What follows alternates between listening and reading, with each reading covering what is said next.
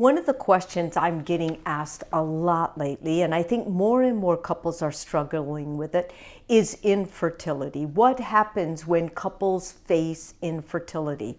Well, for one thing, since I work with this situation in particular, it's very difficult. And what's most important is that the couples don't turn on their partner, that they decide up front, we will go through this together. We will really handle this together.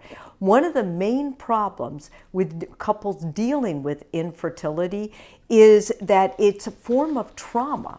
And it's a form of trauma that isn't really forced on you the same way that violent trauma is. It's something happening within you, within your body. Something's not working the way it should. And because of that, there's very little you can do to control. And that makes you feel badly, especially if it's your body. So whether it's the husband's or the wife's body, it's important that you embrace that and handle that as a team. Many times it's something that medically they can heal, or they can fix, or they can give you a medication or do a surgery. But at any rate, it's going to be remembered and thought about in your mind as a trauma. Maybe something happened to you as a child growing up, that you were an accident or some other form of a bad illness caused it. But whatever it is, when you are dealing with it now, it feels like something that happened to you unfairly and that you can't change the dynamics. So when you feel that, it's important that rather than secluding yourself, withdrawing, telling your partner they wouldn't understand, that you share that with them. Many of the couples have what we're calling disenfranchised grief. Disenfranchised grief is when there is nothing you on the outside can really grieve. You didn't lose a child. You didn't have a child. Basically, what ended up happening is you couldn't have a child. You can't have a child.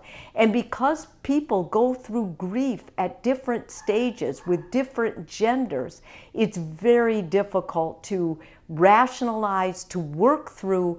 And it's not something you can physically say, well, this is what I'm going through. These are the steps for getting over it, because it's secret. It's away from the family. And when you talk to other people about it, many times they'll kind of minimize it and say, well, you can always try, or I know somebody who tried and tried and then finally they were able to have a child. But it doesn't matter when you're the one going through it. Once you know that your partner may be in a different stage of this grief than you are, then you can help be more relaxed, more understanding, more aware that they're turning away or feeling sad has nothing to do with you. It's the stage of grief they're going through. Whatever you do, stay in the same boat together. Face it as a team. When one person has a doctor's appointment, go together. Be there for each other. Try to hold each other. Try to hold that space for each other, so that whether or not you can have a child, or you end up adopting a child, or whatever choices you make together. So no one person feels guilty, no one person feels to blame, and neither of you feel that it was your fault or your responsibility, something you didn't do right. Because in the end, the most important thing you're going to save is your marriage, is each other's sense of well-being and psychological health. And that's going to make it good whether or not you share a new baby's life, or you share just the two of yours life together.